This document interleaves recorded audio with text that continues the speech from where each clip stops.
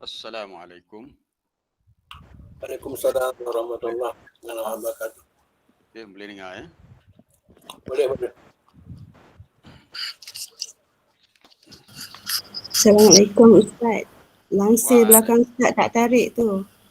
Ketan belakang Ustaz tak tarik.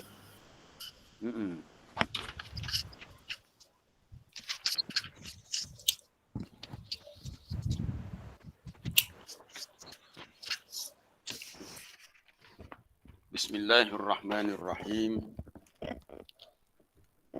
Alhamdulillahi rabbil alamin. Wassalatu wassalamu ala Rasulillah wa ala alihi wa sahbihi ajma'in. Subhanaka la ilma lana illa ma 'allamtana innaka antal alimul hakim. Wa tub 'alaina innaka antat tawwabur rahim. Rabbi shrah li sadri wa yassir li amri wahlul 'uqdatam min lisani yafqahu qawli. Allahumma 'allimna ma yanfa'una wa zidna 'ilma warzuqna fahma. Allahumma zidna 'ilma warzuqna fahma wahdina subulas salam, amma ba'd. Muslimin dan muslimat yang dirahmati Allah, para penonton, para pendengar di mana sahaja berada, alhamdulillah hari ini hari Khamis 3 Muharram 1443 Hijriah bersamaan 12 Ogos 2021 Masihi. Alhamdulillah kita masih dapat meneruskan kelas tadabbur kita sebagaimana setiap hari begitu, dan kita masih dalam surah Al-Haqqah. Jadi hari ini kita nak sambung kembali tentang ayat yang membicarakan keadaan golongan yang terima buku amalan dengan tangan kiri. Assalamualaikum Ustaz. Nampak minta maaf ya. Nampak ada anak Ustaz kat Cuming tu Ustaz. Ustaz kena alih sikit laptop ke mana? Ke depan, ke belakang. Ke kiri saya rasa ada cermin tu, nampak ada anak Ustaz situ. Ada pantulan cermin.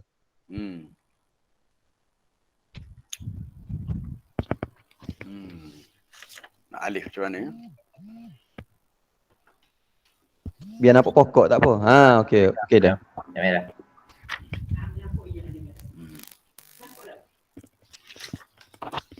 Belum selamat lagi tu. Ketan tu Ketan tu sebenarnya saya rasa. Tarik ketan sikit. Tapi tak boleh dah tarik ketan tu sebab dia Okey. Jadi Tentu fix. laptop lah kena twist sikit lagi je. Okey dah. Masih belum selamat tu saya rasa tu. Masih nampak satu angle situ. Okey.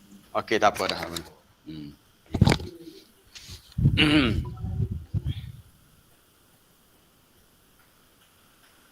Baik,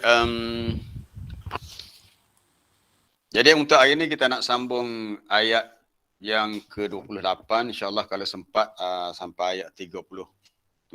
Di antara isu yang kita boleh ketengahkan hari ini tentang harta dan kuasa yang akan lenyap di akhirat nanti. Kalau orang tu orang yang ada harta benda di dunia, maka di akhirat nanti harta tu dah tak ada dah lah. Kalau dia ada kuasa dia pakai hilang. Mereka ni akan diseret ke neraka setelah diikat kaki dan tangan mereka. Antara sifat buruk mereka semasa di dunia ialah wala yahuddu ala ta'amil miskin. Mereka tidak mahu melakukan usaha memberi galakan memberi makan kepada orang miskin. Baik, kita terus kepada ambil bacaan sikit untuk sambungan ayat yang berikutnya. A'udzubillahi minasyaitonir rajim. Ma aghna 'anni maliyah halaka 'anni sultaniyah خذوه فغلوه ثم الجحيم صلوه ثم في سلسلة ذرعها 70 ذراعا فاسلكوه إنه كان لا يؤمن بالله العظيم ولا يحض على طعام المسكين فليس له اليوم هاهنا حميم ولا طعام إلا من غسلين لا يأكله إلا الخاطئون. Katanya, ma'aghna anni mali, hartaku sekali-kali tidak dapat memberi manfaat kepadaku. Telah binasalah, hilanglah kekuasaan daripadaku. Lalu Allah Ta'ala memberi perintah kepada para malaikat, khuzuhu, peganglah dia, tangkaplah dia. Ini golongan yang menerima buku amalan dengan tangan kiri ini, tangkap mereka itu, fawulluh, belenggulah tangannya, belenggu maknanya diikat, summal jahima salluh, kemudian masukkanlah ia ke dalam api neraka, jahim api neraka, summa fi silsilah, kemudian beliklah ia dengan rantai yang panjangnya sepanjang 70 zira'an, 70 hasta, faslukuh, lalu dia dibawa ataupun diseret ke neraka. Ini satu gambaran yang sangat menggerunkan, sebab malaikat cara dia uruskan orang-orang yang dibawa ke neraka ni sangat kasar cara dia uruskan. Innahu kana la yu'minu billahil azim, sesungguhnya dia tidak beriman dengan Allah yang maha agung. Maknanya mereka ni orang yang kafir, tidak beriman dengan Allah. Kemudian wala yahuddu ala ta'amil miskin, dan dia juga tidak mendorong, tidak menggalakkan orang lain untuk memberi makan kepada orang miskin. Salah satu sifat mulia yang diabaikan iaitu tidak ada sifat nak bukan saja tidak tolong orang miskin, bahkan tidak memberi motivasi galakan untuk tolong orang miskin. Maka pada hari ini tidak ada teman baginya. Falaisa lahu, tidak ada bagi dia al-yaum, hari ini. Di mana tu? Hahuna, di sini, di akhirat, di alam akhirat nanti. Hamim. Hamim di sini maknanya teman yang rapat. Dalam Quran, hamim dia ada dua maksud. Hamim dengan maksud air yang sangat panas. Nanti kita tengok nanti ayat yang lain tentang hamim ni. Hamim juga dengan maksud kawan yang sangat rapat. Wala ta'amun, tidak ada bagi mereka makanan kecuali daripada rislin. Rislin ni adalah cairan yang keluar daripada badan ahli neraka, sama ada darah ataupun nanah. Ini sesuatu yang sangat buruk dan jijik. La ya'kuluhu illa al-khati'un, dan tidaklah yang memakannya kecuali orang-orang yang bersalah, orang-orang yang berdosa. Baik, pertama kita lihat tentang hilangnya puasa dan harta benda. Kenapa golongan kiri mengatakan hari ini harta tak boleh menolongku? Kenapa mereka berkata begitu? Sebab nilai harta benda ni semasa di dunia. Harta yang memberi manfaat untuk kita di akhirat adalah harta yang telah kita wakafkan. Harta yang kita wakafkan. Berhubung dengan harta ni ada satu hadis, kalau sebab Ustaz Rushdam pun dah ada, boleh taik. Ada satu hadis Nabi pernah bertanya, Nabi tanya, ayyukum malu warisihi ahabbu ilaihi min malihi. Ini bab harta. Sebab di akhirat nanti orang yang banyak harta ataupun orang yang sedikit harta, harta tu tak berguna, tak boleh tolong dia. Walau sebanyak mana hartanya. Pernah Nabi tanya, ayyukum malu warisihi. Malu warisihi ahabbu ilaihi min malihi.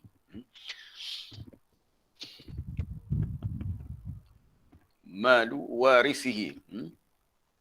Siapakah di antara kamu yang harta warisnya, harta waris itu maknanya harta ahli keluarga dia lah, yang lebih dia sukai daripada hartanya. Sebenarnya ada maksud yang Nabi nak sampaikan daripada hadis ni bila Nabi tanya, siapakah di antara kamu yang tu ada keluar dah mata hadis, ayyukum malu warisihi ahabbu ilaihi min malihi. Nabi tanya, siapakah di antara kamu yang harta warisnya, bukan harta dia, harta waris dia tu tak kira lah. Mungkin jadi harta ayah dia, boleh jadi harta adik-beradik dia, yang dia lebih sukai daripada hartanya. Lalu ada dalam matan yang lain, para sahabat menjawab, sudah tentu orang tu lebih sukakan harta dia sebab itu milik dia. Maka Nabi jawab, Nabi kata, fa inna ma lahu ma qaddama. Harta dia yang sebenar adalah yang telah dia sedekahkan untuk, harta dia yang sebenar adalah apa yang telah dia ada mungkin ada di bawah dia punya matan yang lain yang lebih tu ada, ya Rasulullah ma minna ahadun illa, tak ada sambungan dia tak habis lagi tu matan dia tu. Tak ada seorang pun di antara kami kecuali hartanya yang lebih dia sukai. Ma minna ahadun illa maluhu ahabbu ilaihi. Ya Rasulullah, tidak ada seorang pun di antara kita melainkan sudah tentu harta dia yang lebih dia sukai, bukan harta warisnya. Maka Nabi jawab, fa inna ma lahu, harta dia yang sebenar adalah ma qaddama. Harta yang dia telah gunakan untuk disedekahkan. Maksud qaddama ni harta yang dia gunakan untuk dia dapatkan pahala di akhirat. Adapun harta warisnya adalah harta dia yang dia tinggalkan. Bukan harta milik waris. Sebenarnya harta waris itu harta dia. Tapi bila dia tu mati, maka harta itu telah berpindah milik kepada warisnya. Sebenarnya harta kita tu adalah harta yang akan menjadi milik orang yang akan mewarisi daripada kita. Kita sebagai bapa contohnya. Kita ada anak. Bila kita mati, harta yang kita tinggalkan itu bukan harta kita dah. Dia adalah harta anak kita. Tetapi harta kita yang sebenar adalah harta yang telah kita sedekahkan. Khususnya harta yang kita wakafkan. Sebab di akhirat nanti harta yang kita tinggalkan tu di dunia tu dah jadi milik waris kita, tak boleh tolong kita dah. Jadi syahid daripada hadis ni adalah besarnya kelebihan sedekah, khususnya wakaf. Adapun harta waris itu sebenarnya harta kita juga, harta yang kita tinggalkan untuk mereka yang tu tak boleh tolong kita di akhirat. Adapun yang kita perolehi di dunia, apa sahaja harta benda dan nikmat, ianya bersifat mata'. Apa dia mata'? Tu dah selesai dah hadis tu. Kita tengok satu ayat dalam dalam surah Al-Qasas. Allah Ta'ala nak mengingatkan kita, segala nikmat kesenangan dunia yang kita terima di dunia adalah bersifat sementara. Maknanya dia akan habis dan di akhirat nanti dia tak boleh bantu kita kecuali harta yang kita sedekahkan itu.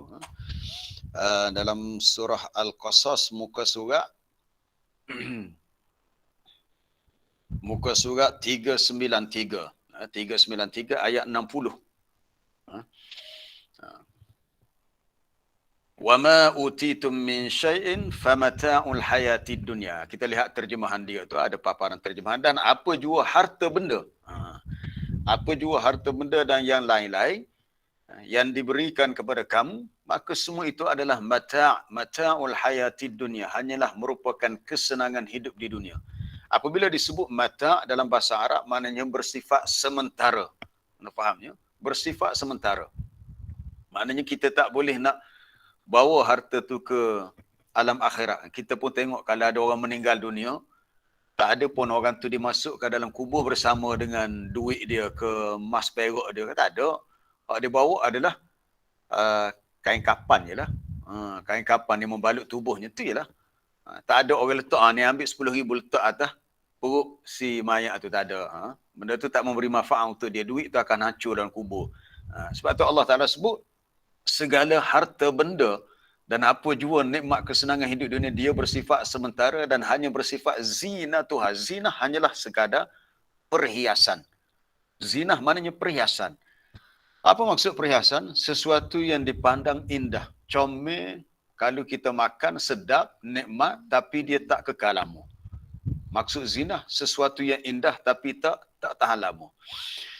Macam kita beli barangan aksesori untuk kereta kita. Kereta kita comel lah. Tapi lama kelamaan dia akan pudar, dia akan rosak, kita terpaksa beli yang lain, ganti yang baru. Tetapi wa ma indallahi khairun wa abqa. Apa yang ada di sisi Allah. Apa maksud di sisi Allah?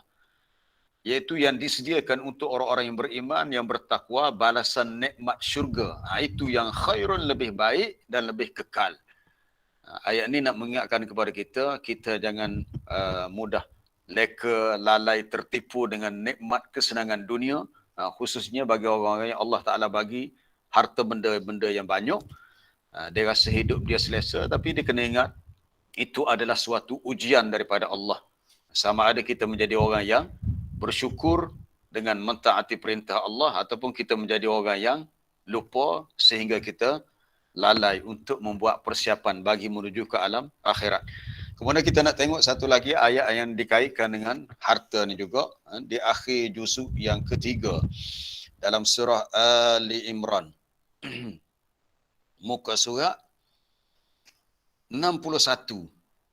Muka surat 61. Ayat 91, muka surat 61, bawah sekali page tu. Kita lihat pada ayat 91. Innal ladzina kafaru wa matu wa hum kuffar. Sesungguhnya orang-orang yang kafir, ini orang yang tidak beriman, termasuklah orang yang terima buku amalan dengan tangan kiri ini, lalu dia mati dalam keadaan kafir. Allahu Akbar, ruginya. Satu kerugian yang sangat besar. Mati dalam keadaan kafir, maka di akhirat nanti, kalau si mati yang kafir ni orang yang kaya, harta banyak, falan yuqbala min ahadihim mil'ul ardi dhahaban walau iftada bih. Maka sekali-kali tidak akan diterima dari seseorang di antara mereka. Kalau mereka ni ada emas sepenuh muka bumi, mereka ni kaya, emas. Bukan duit dolar, bukan duit ringgit Malaysia, emas. Emas tu pula banyak sepenuh muka bumi, sekalipun mereka mahu menebus dirinya daripada azab dengan cara nak bagi emas tu kepada Allah. Ya Allah, mengambillah harta aku mah banyak ni, tapi asalkan aku ni lepas daripada azab. Tak diterima. di akhirat nanti emas yang sebanyak sepenuh muka bumi itu tidak akan diterima. Falan yuqbala min ahadihim. Tidak akan diterima daripada seseorang daripada mereka. Kalau mereka nak tebus diri itu, maksudnya mereka nak bagi emas itu kepada Allah supaya mereka bebas daripada azab, tak akan diterima. Mereka tetap akan diseksa di akhirat nanti. Maknanya walau sekaya mana mereka di dunia, jika mereka mati dalam keadaan kafir, kekayaan yang mereka nikmati di dunia tidak dapat menolong mereka di akhirat. Bila kita faham ayat ni, maka itulah yang Allah Ta'ala nak beritahu dalam ayat yang kita baca hari ni, ayat 28 tu. Kenapa golongan kiri mengatakan ma'aghna anni mali, hartaku tak akan dapat menolong aku sedikit pun. Sikit pun tak boleh tolong. Jadi rugilah. Bukan harta tu boleh memberi manfaat. Dan kita dah baca sebelum ni dalam kisah Korong, masa kita baca tafsiran ayat surah Al-Mulk itu, Allah Ta'ala benamkan ia dalam tanah dengan harta-hartanya, maka harta tu sedikit pun tidak dapat menolong dia. Baik, kita terus kepada ayat berikutnya. Halaka anni sultaniyah. Untuk ayat yang ke-29. Katanya telah hilanglah kekuasaanku, sultan dengan maksud kuasa di sini. Ini satu tafsiran sebut begitulah. Sultan dengan maksud kuasa. Maksudnya kalau dia orang yang berkuasa, maka di akhirat nanti dia tidak ada lagi sebarang kuasa. Ada tafsiran lain menyebut sultan di sini sudah hilang daripadanya sebarang hujjah. Dia tak ada sebarang hujjah lagi. Baik, dalam tafsir Al-Bahrul Muhit oleh Imam Abu Hayyan Al-Andalusi, dia mengatakan ar-rajih, pendapat yang rajih yang lebih kuat tentang maksud sultaniyah, kuasaku di sini ialah tu ada di situ kuasaku, ataupun dalam kurungan itu dia kata hujah-hujahku untuk membela dia dah tak ada dah. Jadi Syekh Abdul Basmih dia ambil kedua-dua pendapat. Sultan dengan maksud kuasa yang dia miliki. Kalau di dunia dia orang berkuasa lah. Berkuasa ni orang, contohnya orang yang dia beri pangkat yang tinggi, orang politik contohnya, orang jadi pemimpin, dah tak ada kuasa dah. Ataupun sultan dengan maksud tak ada hujah. Tak ada hujah untuk membela diri, tak boleh buat apa dah. Di sini ada pendapat yang disebut oleh Ibnu Abbas dan orang-orang lain yang sependapat dengannya. Dia kata as-sultan di sini maknanya al-hujjah allati kana yahtajju biha fid dunya. Hujjah yang dia boleh berhujah semasanya di dunia, tetapi di akhirat dia tak ada hujah. Dia tak boleh buat apa dah. Kerana sesiapa yang diberikan buku amalan dengan tangan kiri laisa mukhtassan bil muluki, tidaklah dikhususkan untuk orang yang menjadi raja ataupun pemerintah. Jadi sultan di sini mengikut pendapat Ibnu Abbas yang dinukilkan oleh Imam Abu Hayyan dalam tafsirnya Al-Bahrul Muhit, merujuk kepada hujah, bukannya kuasa. Hujah mana orang tu tak ada sebarang hujah, tak boleh buat apa dah. Dia tak boleh mengemukakan hujah. Ini kita dah bincang dah sebelum ni. Di akhirat nanti dia tak sama di dunia. Di dunia kalau orang tu didakwa bersalah, dia boleh menggunakan khidmat peguam bela. Di akhirat tak ada peguam bela yang boleh membela seseorang tu.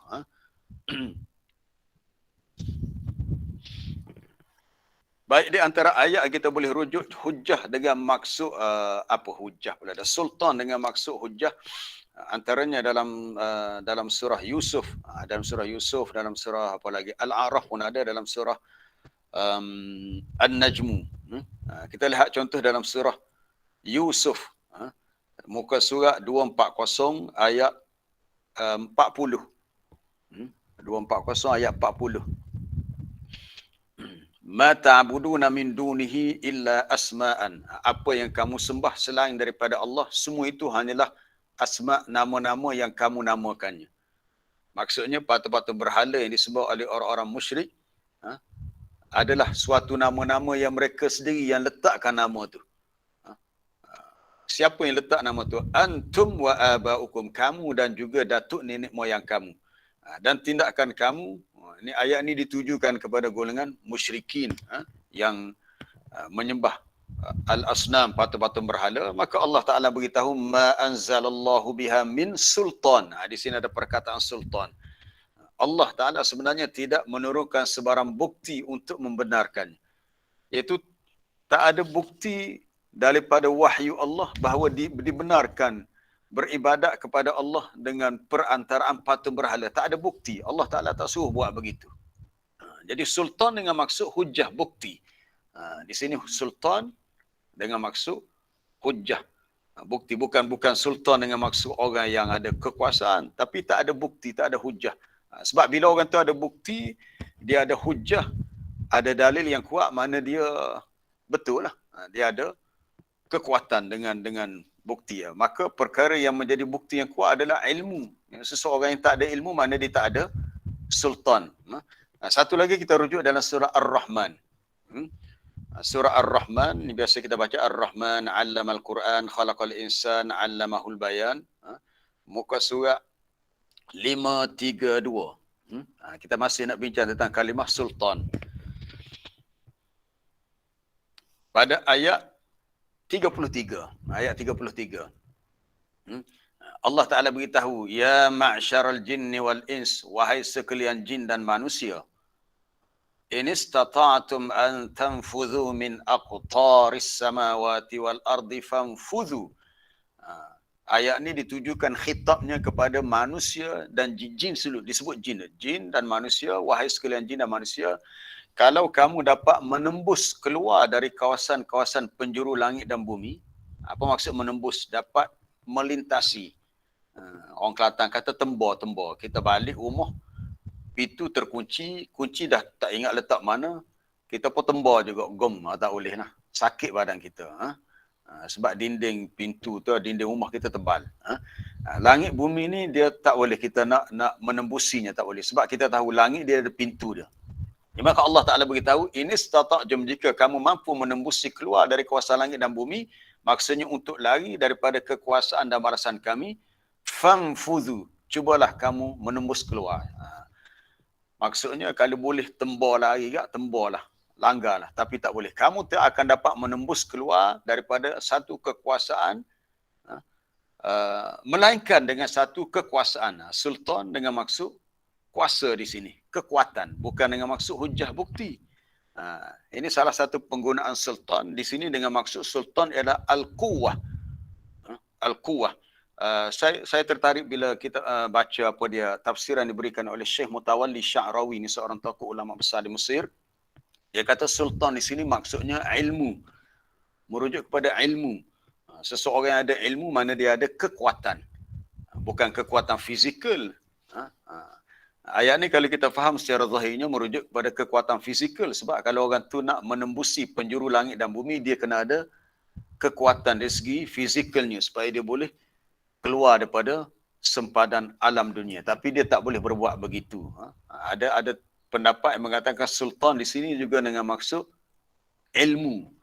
Sultan dengan maksud kekuasaan, sultan dengan maksud hujah, bukti, juga dengan maksud ilmu. Jadi di akhirat nanti orang yang ada kuasa di dunia dah tak ada kuasa. Orang yang bersalah tak ada lagi sebarang hujah dan bukti. Akhirnya mereka kekal dalam keadaan mereka bersalah dan mereka hanya menunggu masa untuk dihukum. Baik. Kita lihat ayat berikutnya, ayat 30. Lalu Allah Ta'ala memerintahkan khuzuhu. Khuz. Khuz kalau dalam bahasa Arab, khuz mana? Ambil dia. Akhadha ya'khudhu khuz. Ambil dia maknanya pegang dia. Apa dia lagi? Igak pula dah. Tangkap dia. Igak tu bahasa Kelantan bukan ikat. Ikat dengan tali. Igak. I-G-A-T, igak. Igak dia tu. Igak, tangkap dia. Pegang dia supaya dia tak terlepas. Faruluh maknanya kena rantaikan dia ataupun belik dia dengan rantai. Maka dalam Quran banyak ayat-ayat yang menyebut tentang keadaan orang-orang kafir. Mereka diseksa, salah satu caranya adalah dikenakan salasil dan aghlalan, ikatan yang berupa rantai besi pada kaki dan tangan. Antaranya kita boleh rujuk dalam surah Al-Insan. Inna a'tadna lil kafirina salasila wa aulalan wa sa'ira. Surah apa dia? Al-Insan. Muka surat 578. Muka surat 578. Itu pada ayat yang keempat. Inna a'tadna lil kafirina salasil. Sesungguhnya kami telah sediakan bagi orang-orang yang kufur, yang engkar, yang derhaka tu dengan beberapa salasil, rantai-rantai, dan juga aglalan, belenggu. Rantai untuk diikat pada kaki, belenggu untuk diikat pada tangan. Tangan tu diikat, dia bersambung, dia punya rantai yang diikat tu dengan lehernya. Jadi rantai tu, tangan tu diikat bukan setakat di gari tangan, tapi bersama dengan leher lah. Adalah kaki tu dirantai, bukan rantai yang pendek ya. Rantai yang panjangnya sab'una zira'an, 70 hasta. Maknanya memang tak terlepas lah. Memang tak boleh nak melarikan diri lah. Jawabnya mereka tak akan terlepas daripada hukuman Allah. Khuzuhu fawulluh. Ini ayat ni memberi suatu ancaman yang sangat menggerunkan. Summal jahim salluh. Kemudian dalam neraka lah mereka itu akan dimasukkan. Jadi ayat 30, 31 dan 32 ni adalah menggambarkan cara malaikat memperlakukan kepada orang ni, orang yang akan masuk neraka ni. Summa fi silsilah. Kemudian dia akan ikat dengan silsilah ni, rantaian besi. Rantai besi, bukan rantai biasa, rantai besi. Yang panjangnya adalah sab'una zira'an, 70 hasta. Allahu Akbar. Ini suatu perkara yang sangat menakutkan. Kita boleh rujuk juga dalam ayat surah Ghafir. Dalam penceritaannya sama, surah Ghafir ni ayat yang ke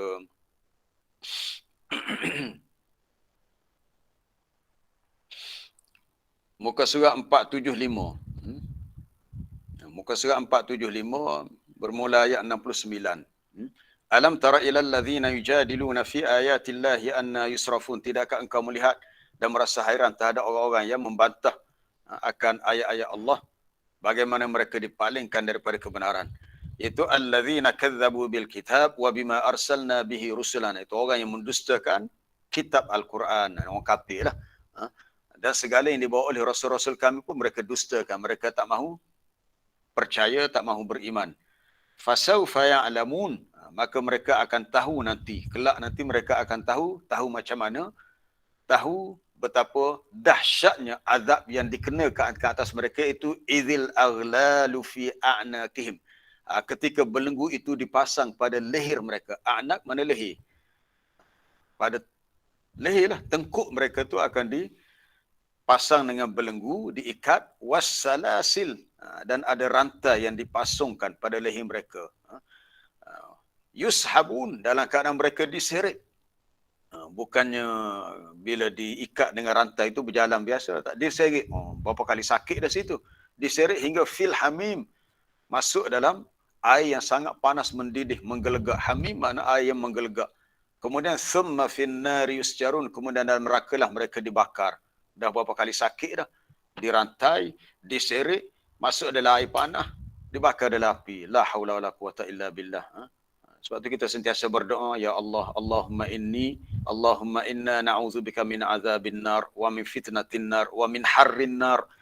Ya Allah, kami berlindung daripada fitnah azab neraka, daripada kepanasan api neraka yang tak mampu kita nak gambarkan sedahsyat mana. Sebab Allah Ta'ala sebut azab dia di akhirat tu suatu azab yang dia tak yang tak ada sesiapa dapat mengazab begitu seumpamanya. Tu kena faham. Azab Allah di akhirat suatu azab yang walaupun sezalim mana manusia di dunia, kita kata zalim, jahatnya orang ni, betapa kejamnya dia. Tetapi Allah Ta'ala bila dia kenakan azab dia jauh lebih dahsyat, lebih berat lagi. Fayauma idzil la yu'adzibu 'adzabahu ahad. Boleh rujuk dalam surah Al-Fajr. Pada hari itu, ni hari yang cerita juga tentang hari kiamat juga. Muka surat 593. 593. Ayat ni menceritakan tentang hari kiamat. Pada ayat 20 23. Waji, bawah sekali tu. Waji ayauma idzin bi jahannam. Pada hari itu didatangkan neraka jahannam. Neraka jahannam ni besar. Ada dalam hadis Sahih Bukhari, Nabi sebut, yu'ta bi jahannam. Sebelum kita habiskan ayat ni, kita tengok hadis ni, hadis tentang neraka jahannam ni, sebab kita membicarakan tentang azab di akhirat yang Allah Ta'ala kenakan kepada orang-orang kafir ni. Hadis tu berbunyi, yu'ta bi jahannam yauma idzin, didatangkan, yu'ta bukan yu'ti, yu'ta. Yu'ta bi jahannam yauma idzin, apa matan dia? Laha sab'una alfa zimam, gitulah. Yu'ta bi jahannam yauma idzin laha sab'una alfa zimam. Ini nak hadis yang menggambarkan besarnya neraka jahannam. Dibawa neraka jahannam pada hari itu oleh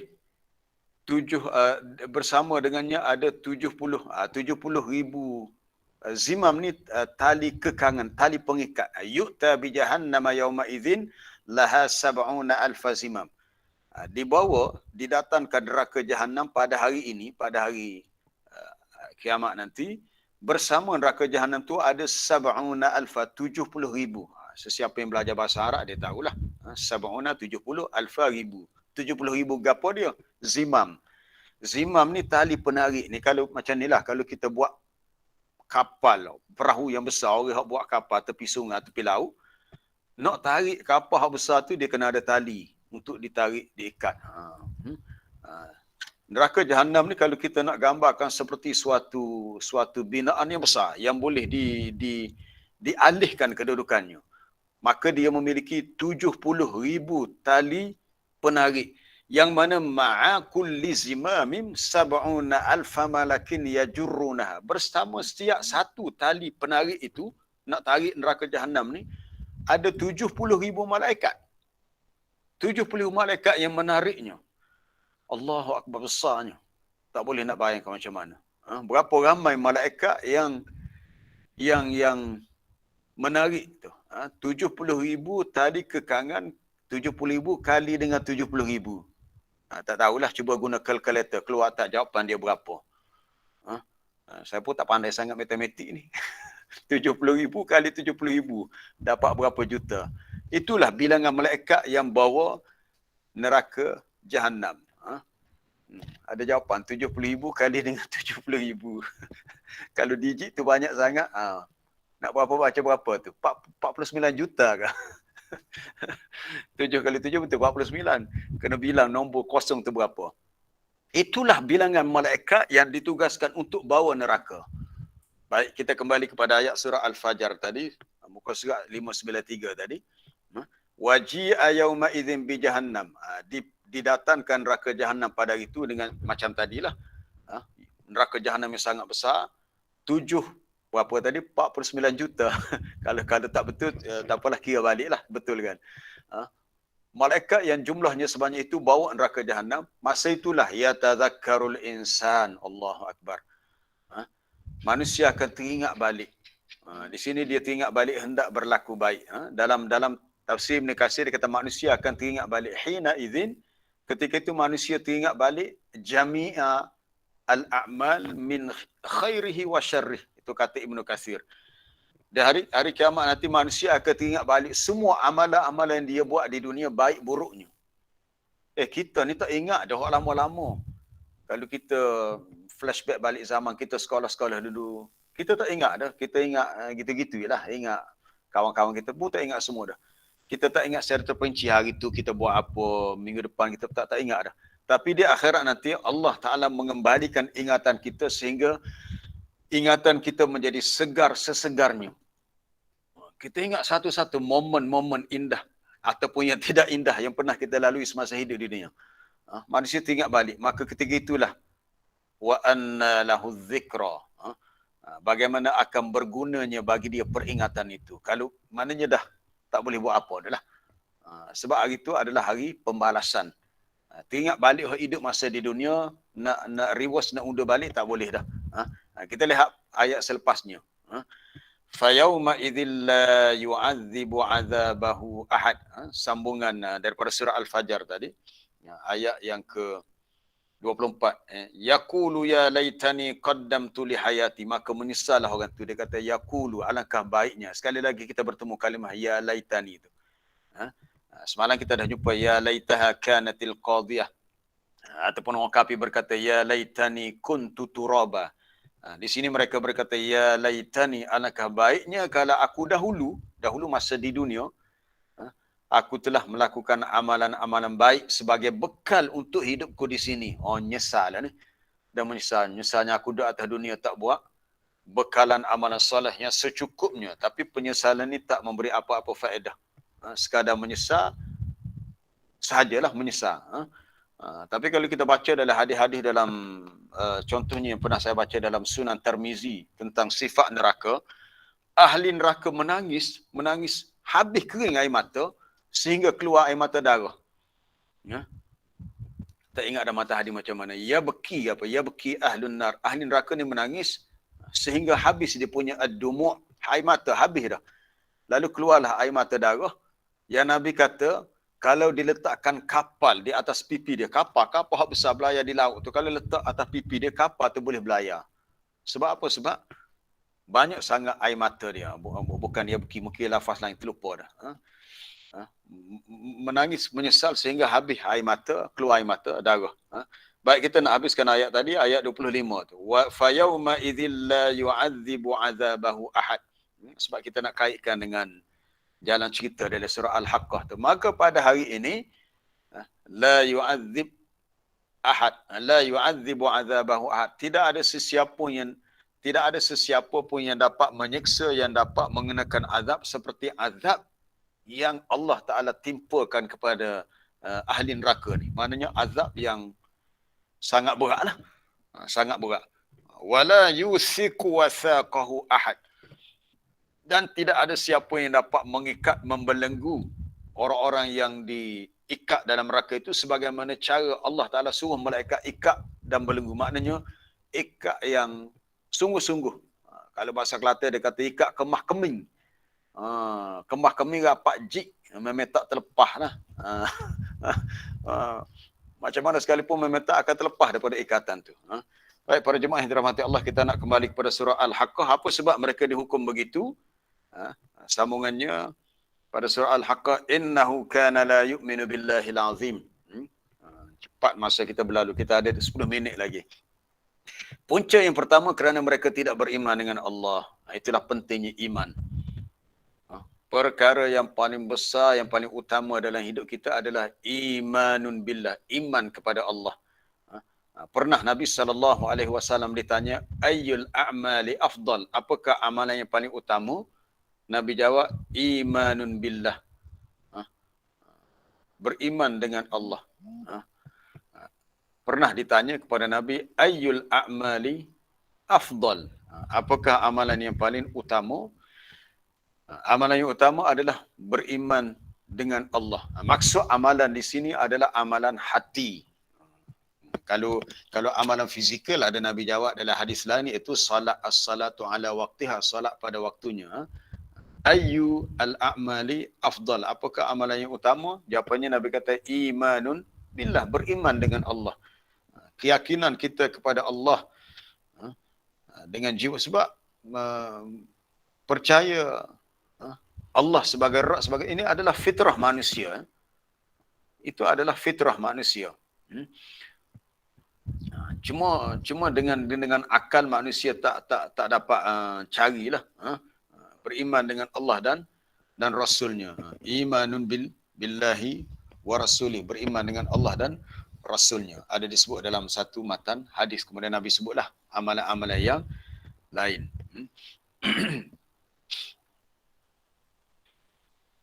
Ada hadis yang sebut amalan yang afdal salat pada waktunya.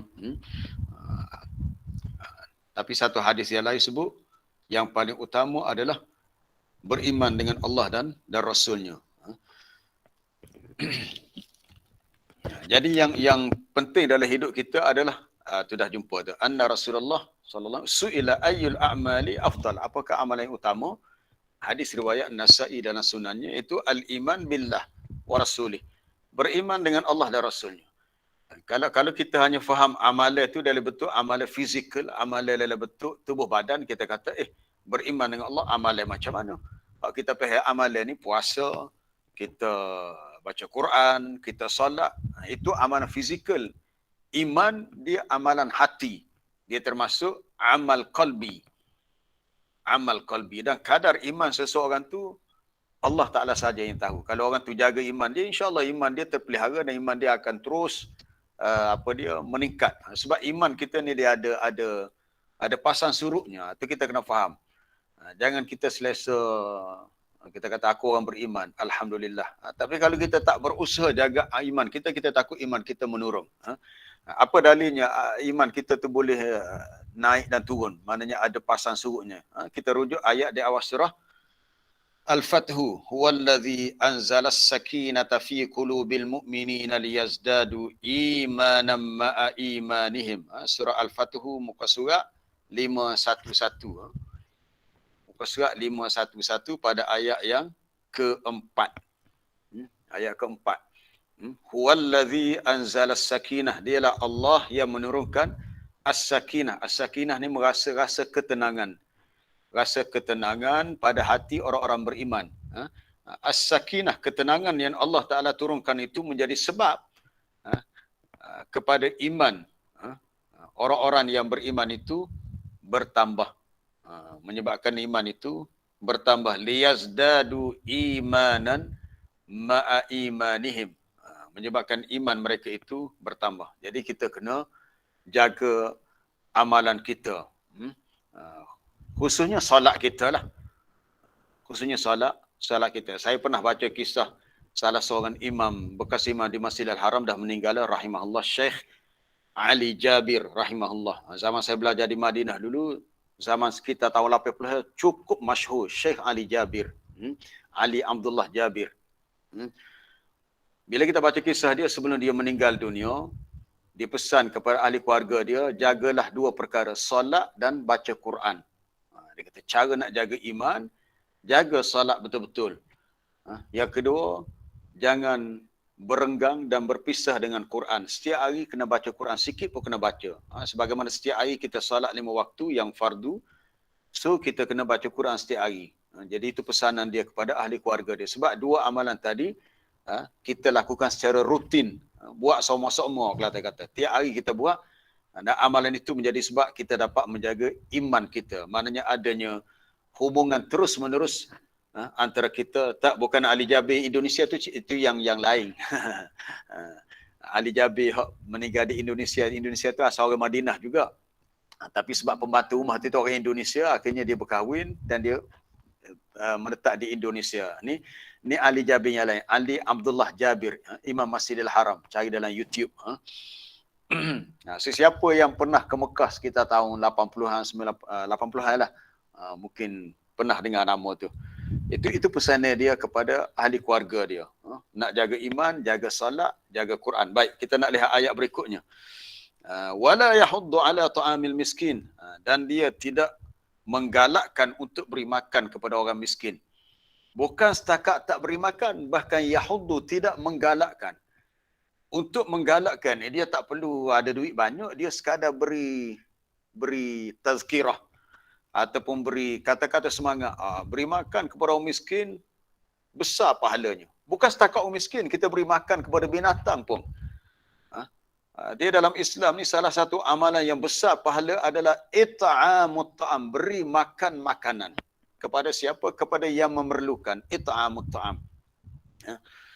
Sebab itu dalam Islam banyak hukum kafarah.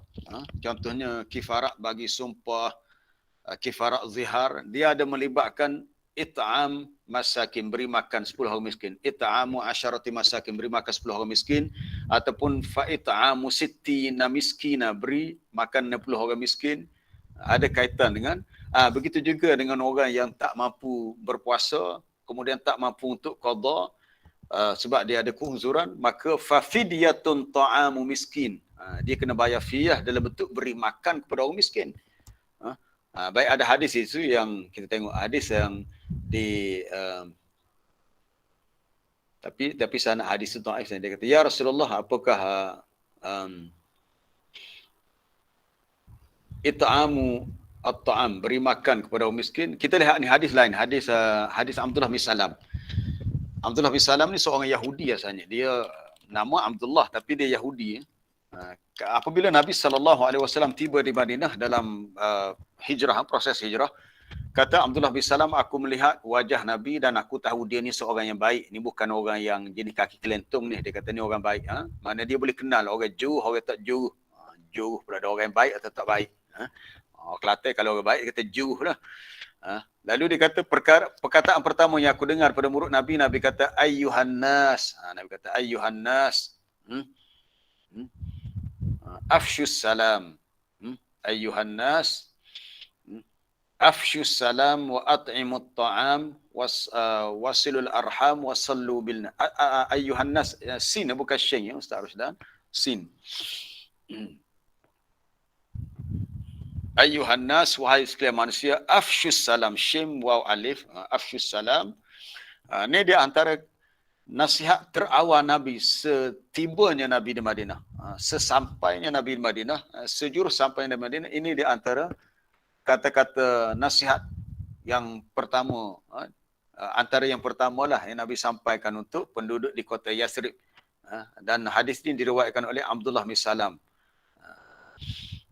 Nabi kata ayyuhan nas, wahai manusia, afshus salam, sebarkan salam. Apa sebarkan salam? Maknanya kita berjumpa dengan orang, kita digalakkan memberi salam. Yang kedua, at'imut ta'am, berilah makan makanan. Maksudnya kalau ada orang fakir miskin yang yalah macam kita sekarang ni pun, kalau tak fakir miskin pun ramai, musim pandemik COVID-19 ni ramai orang yang susah sebab tak ada pekerjaan, diuji hilang mata pencarian.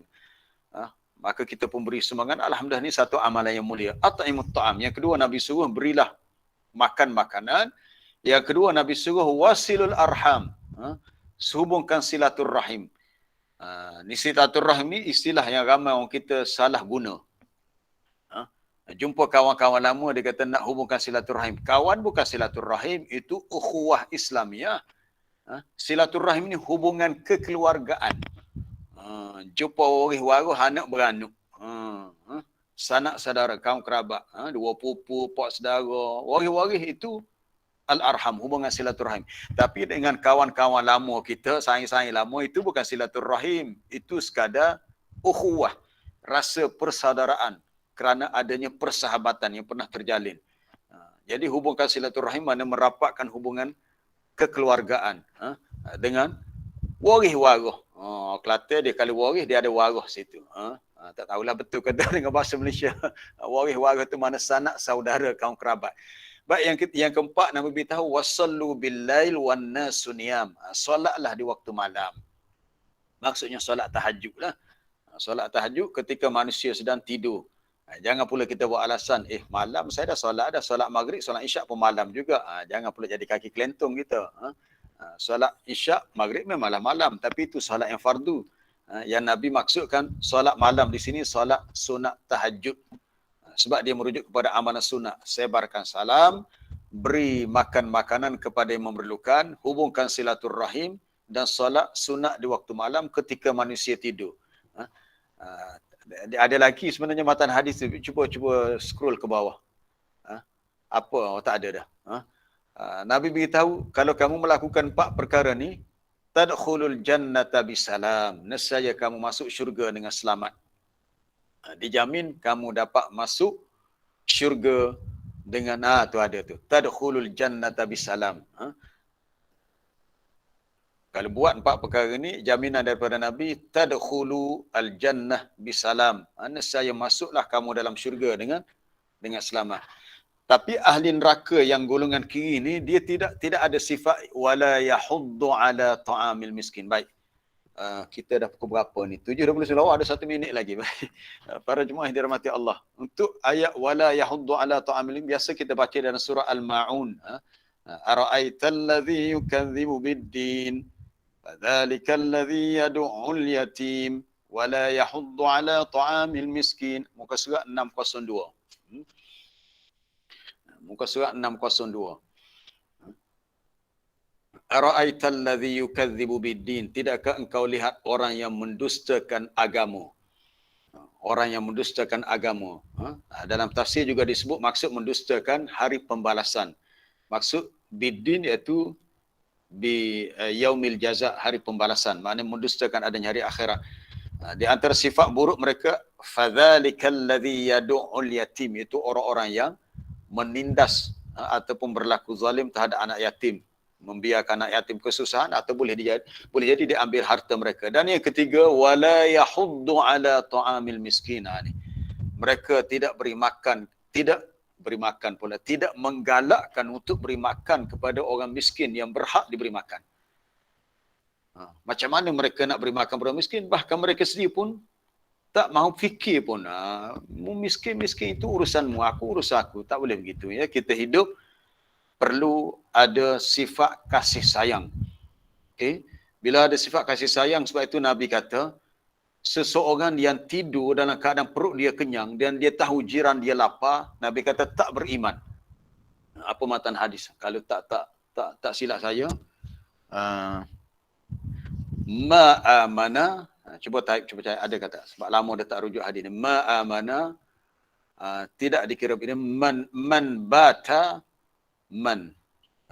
bata syab'an,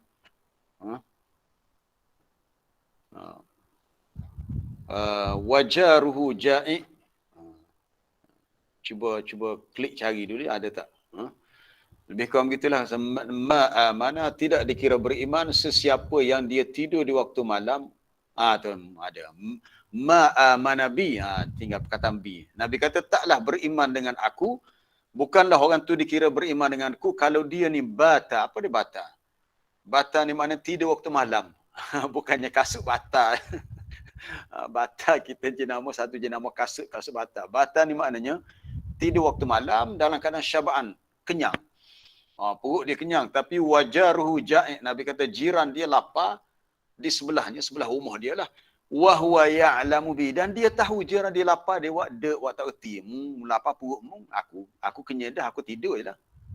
Tu orang yang macam ni dia tak dikira beriman. Ataupun tidak dikira sempurna iman dia. Melainkan kalau dia tahu, dia akan berusaha nak cari makanan untuk berikan kepada jiran dia.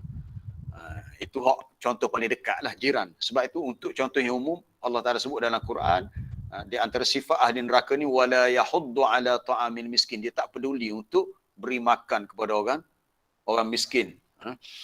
Baik, kita nak bukti sini. Cuma saya nak tambah sikit lagi dalam Tafsir Al-Munir. Dr. Wahbah Zuhaili sebut, apabila Allah Ta'ala beritahu orang kafir ni tak memberi makan kepada orang miskin, dia kata, ayat ini menjadi dalil bahawasanya orang-orang kafir juga mukhatabuna bi furu'is syariah. Orang kafir juga dikenakan kepada mereka hukum-hukum furu', hukum cabang dalam syariat. Apa maksud hukum cabang? Hak agama suruh beri makan kepada orang miskin, hak agama suruh bayar zakat, solat, wajib orang kafir buat. Cuma kalau mereka buat dan kadang mereka kafir, dia tidak sah. Kalau kita belajar fiqh, sah solat, sah puasa ni, syarat sahnya muslim, an yakuna musliman. Tapi dari segi hukum wajib, memang wajib. Tapi nak wajib mereka buat amalan ni, mereka kena mengucap 2 kalimah syahadah dulu. Sebagai penutup, kita rujuk satu lagi tentang ayat ni dalam surah Al-Muddathir. Surah Al-Muddathir tentang golongan yang masuk neraka Saqar. Kita tak sapa lagi surah Al-Muddathir. Muka surat 576. Muka surat 576.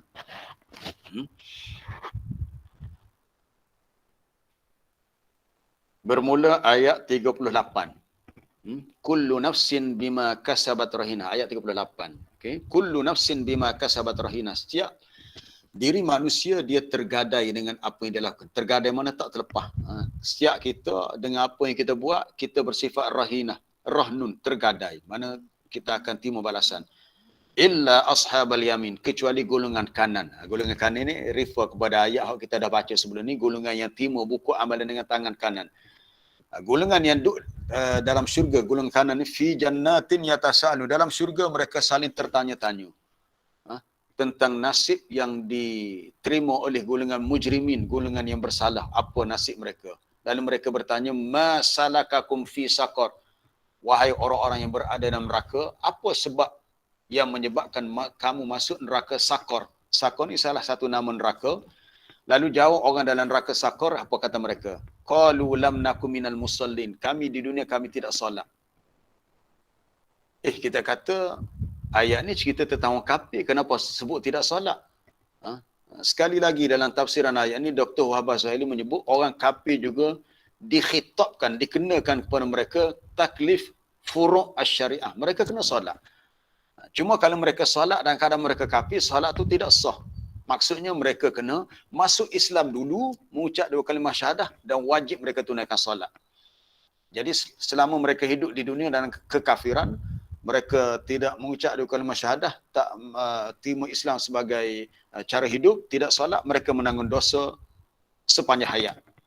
Kemudian sifat yang kedua, apa kata mereka? Walam naku nut'imul miskinani. Sampai sini, kata mereka, walam naku nut'imul miskin. Kami tak pernah beri makan kepada orang miskin. Akhirnya mereka mengaku. Pertama, mereka tidak solat. Mereka masuk neraka Saqar sebab tidak beri makan kepada orang miskin. Kita kata apa perlu diberi makan kepada orang miskin? Sebab dia orang kafir. Maknanya mereka kena masuk Islam dulu supaya perbuatan beri makan kepada orang miskin diberi pahala. Ajak nak berhenti dah, teringat soal lagi. Baru teringat. Dalam surah Yasin. Bila orang kafir disuruh beri makan, mereka kata, kenapa pula kami perlu beri makan? Tidakkah Allah Ta'ala itu boleh beri makan kepada semua makhluknya? Surah Yasin ayat berapa tu? Ayat nut'imu man law yasha'ullahu at'amah. Ayat 47 muka surat 443. Muka surat 443.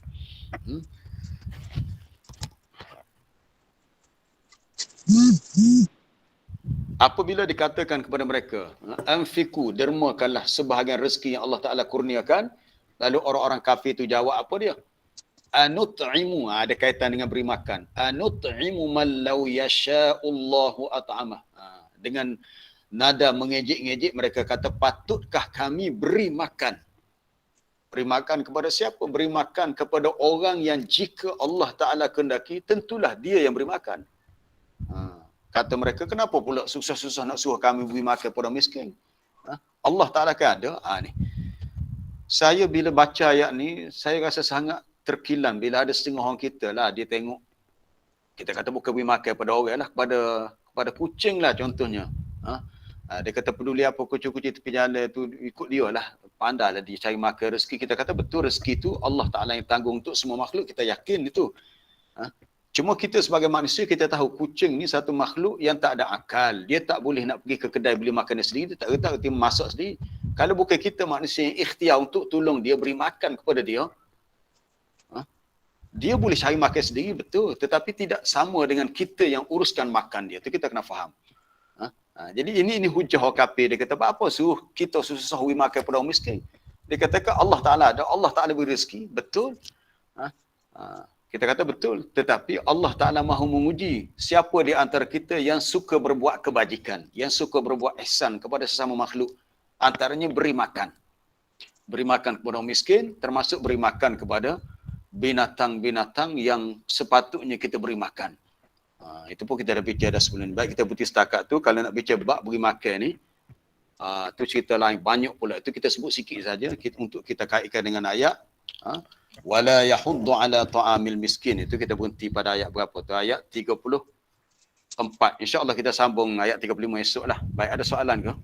Assalamualaikum Ustaz. Ya, salam. Mengenai dengan fakir miskin Ustaz. Jadi kita kata ni masalah nak bagi daging kerbau Ustaz ni.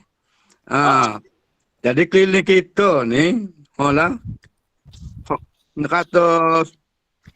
kita kata payah nak cari orang miskin ni.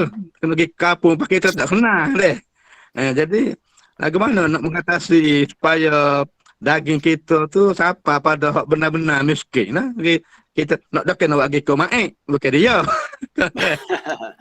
Untuk pengagihan daging korban. Satu per 3 tu lah. Gitu. Oh ya, dia gini, kalau hak saya tahulah, biasa masjid-masjid dekat rumah kita, dia dari segi pengurusan masjid biasanya pihak yang lebih berautoriti bidang ni, khususnya Tok Ngulu ke Tok Gawa ke ataupun orang hak ada kaitan dengan orang kampung ni, dia tahu. Jadi mudahnya pihak pengurusan masjid boleh war-warkan. Sekarang mudahlah, kita mungkin cari dalam grup WhatsApp masjid dan sebagainya. Mana-mana orang miskin dalam kampung ni boleh datang ke masjid, kita akan buat pengagihan daging korban contohnya. Jadi pihak yang buat korban tu dia akan letak bahagia untuk dia sedekahkan di masjid. Nanti orang tu akan bahagilah. Dia soal dia miskin tak miskin tu urusan dia dengan Allah. Tapi kalau dia jujur, dia mari atas nama dia ni orang yang berhak untuk terima, maka dia ambil lah. Itu rasa lebih mudah lah dari segi pengurusan. Daripada kita nak pergi ke rumah tu, nanti kita pergi, orang tu rumah kata, tak payahlah, saya pun bukannya miskin. Saya sendiri pun dah buat korban 3 bahagian, dia kata.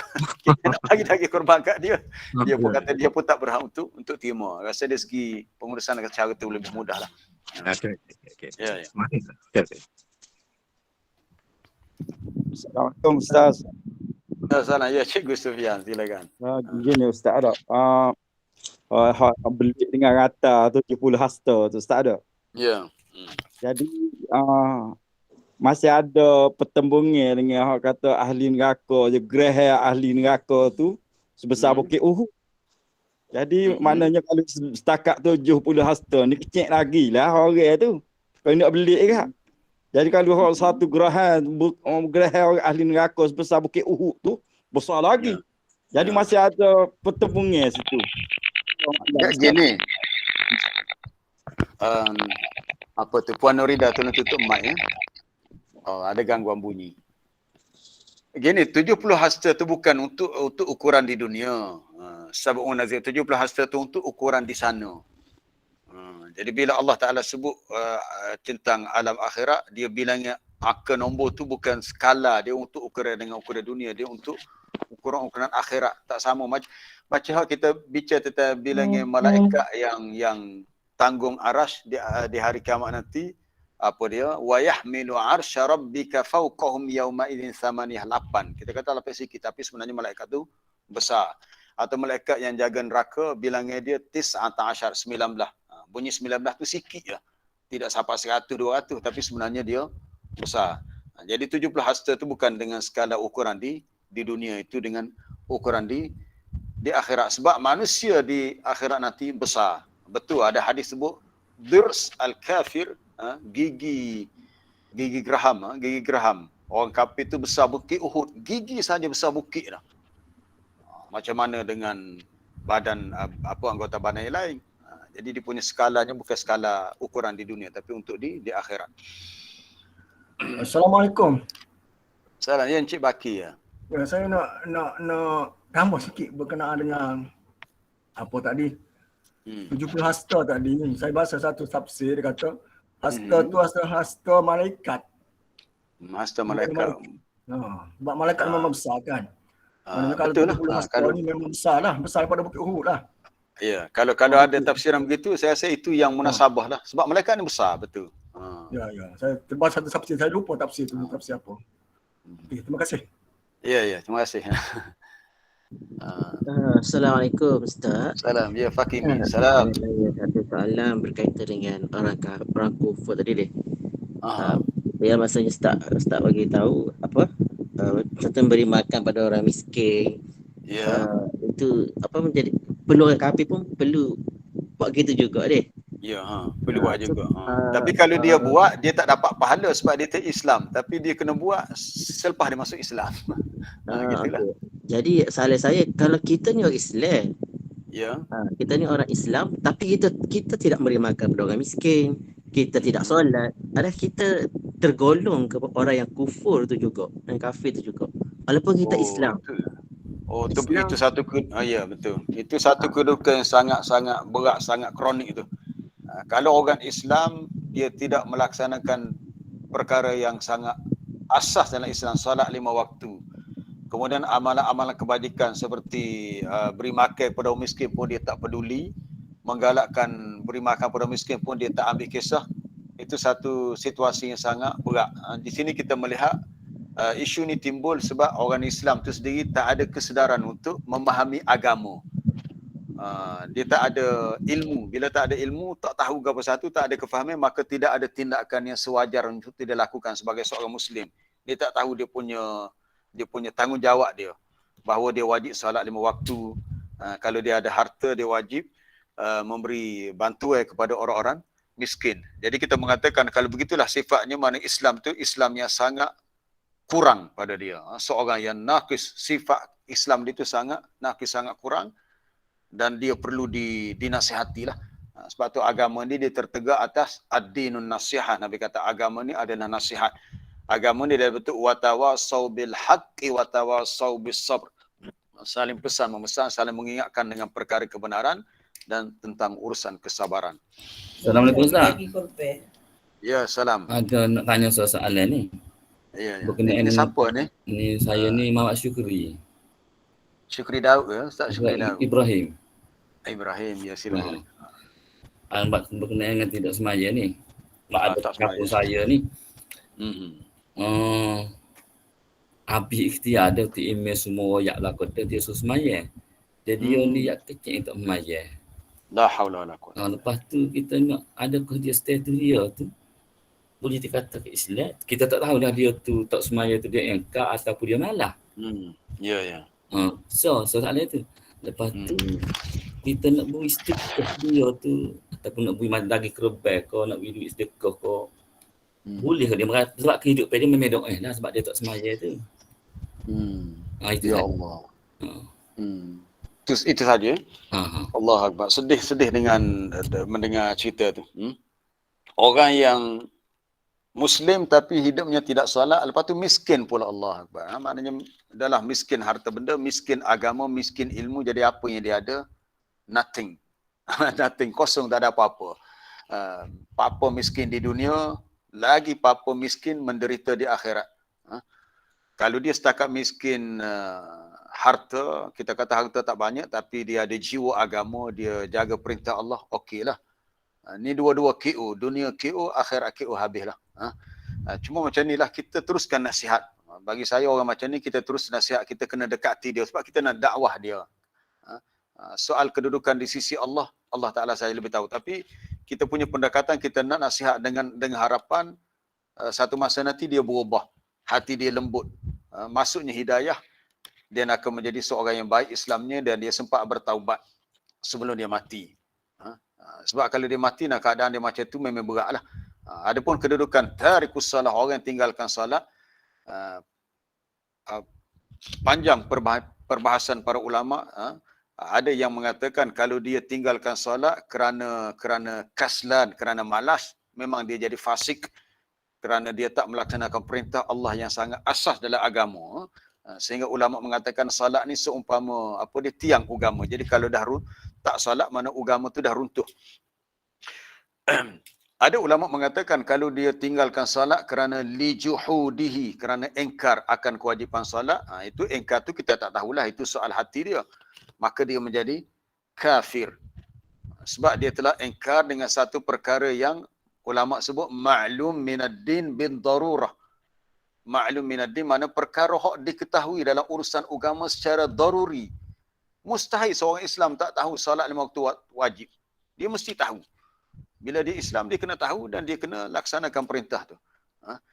Ada juga pendapat lain mengatakan kalau dia tinggalkan solat walaupun dia tidak engkar, tetapi kerana kaslan, kerana malas dia jatuh juga kepada keadaan kafir.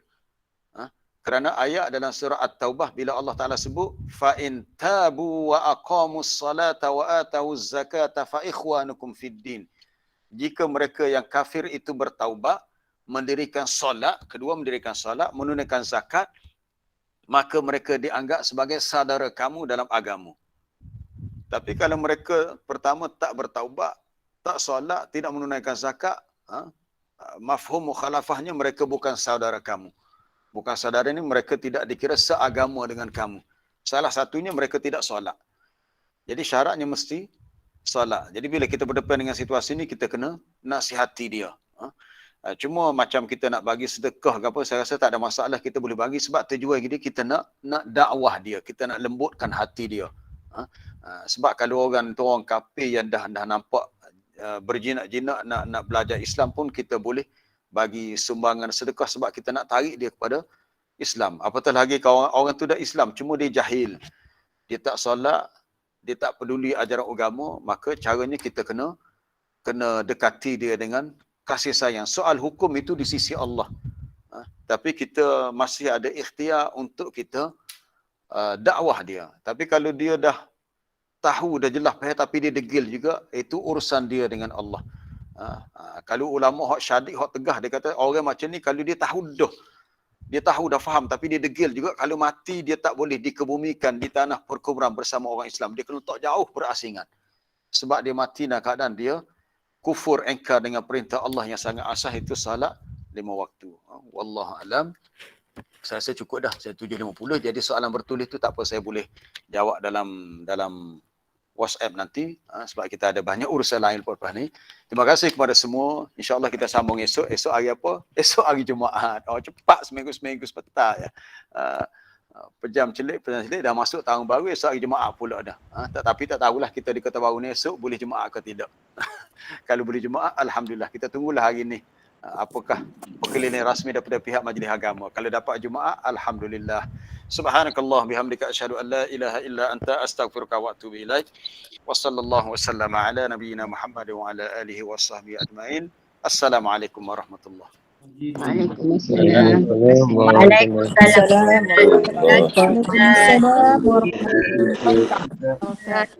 Terima kasih.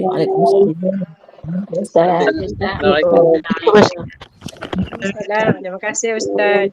Terima kasih. Terima kasih Ustaz. Assalamualaikum.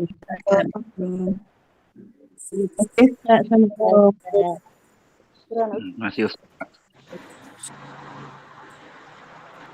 Terima kasih Ustaz.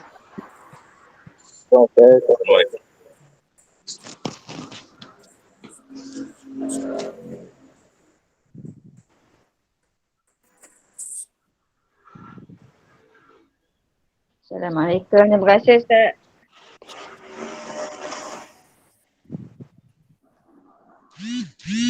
Ustaz. Terima kasih Ustaz. Terima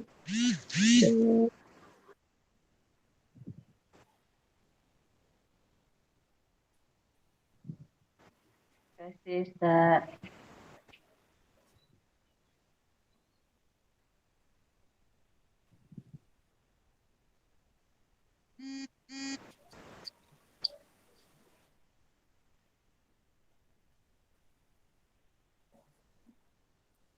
Terima kasih Ustaz. Assalamualaikum.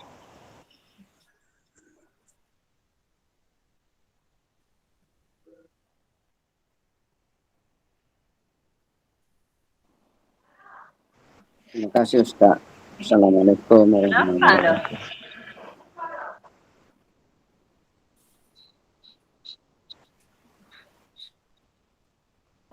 Apa dia? Gambar Pak Lokasi. Kazi.